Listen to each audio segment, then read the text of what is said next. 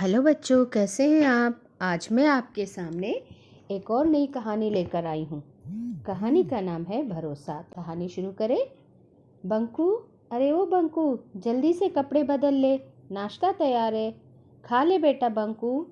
बंकू की माँ ने आवाज़ लगाई। स्कूल से आते ही अपने कमरे में चला गया और बाहर नहीं आया। बंकू की दादी उसे कमरे में देखने गई तो बंकू पलंग पर उदास बैठा हुआ था। दादी पास जाकर पूछी, अरे बंकू, क्या बात है, क्यों उदास हो? किसी से लड़ाई हो गई क्या? बंकू ने जवाब दिया, दादी मुझे अकेला छोड़ दो, मुझे किसी से बात नहीं करनी है। दादी ने फिर पूछा, क्या हुआ, मुझे नहीं बताएगा? आज ग्राउंड में खेलने नहीं जाना है? बंकू ने कहा, मेरे साथ कोई नहीं खेलना चाहता दादी। दादी पूछी, क्यों नहीं खेलना चाहता? बंकू ने कहा, ये सब उस दीपक का काम है, उसने सबसे कहा मुझसे कोई बात ना करे।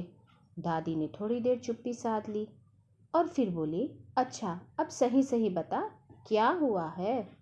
बंकू ने रुहासी आवाज़ में कहा, दीपक ने क्लास में एक नया पेन लाया था, वह सबको दिखा रहा था दादी। मैंने मांगा एक बार लिखने के लिए दो तो बोला नहीं, ये खराब हो जाएगा। उसे मैं सब कुछ देता हूँ मगर वह मुझे अपना पेन भी छूने नहीं दिया। हम लोग सब गेम्स खेलने के लिए चले गए, तो जब हम वापस आए तो उसका पेन कहीं खो गया। हम सब ने ढूंढा मगर कहीं उसका पेन नहीं मिला।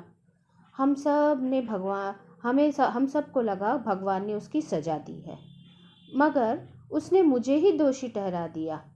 सबको उसने मुझसे बात करने से मना कर दिया। इसमें मेरी क्या गलती है दादी? अब दादी मुस्कुराते हुए पूछी, अब सच बता दे, पेन कहाँ खो गया है?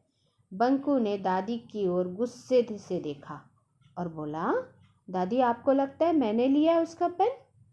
दादी बोली, नहीं मेरा बंकू, तुम मेरा राजा बेटा चोरी नहीं करता है मगर बदमाश जरूर है। तो बंकू इस बात पर मुस्कुराया और बोला, पेन नीचे गिर गया था दादी, मेरी लात लगी और वह क्लास में अलमारी के नीचे चली गई। मैं बहुत डर गया कहीं खराब ना हो गया हो, मगर मैंने उसे नहीं बताया क्योंकि मैं उससे नाराज़ था ना। दादी ने सुना और इसके टेबल के ऊपर से एक कलर पेन निकाल लिया। तो जैसे ही दादी ने उसका पेन को छुआ, दादी ने तुरंत दादी के हाथ से बंकू छीन लिया और बोला, दादी खराब हो जाएगी।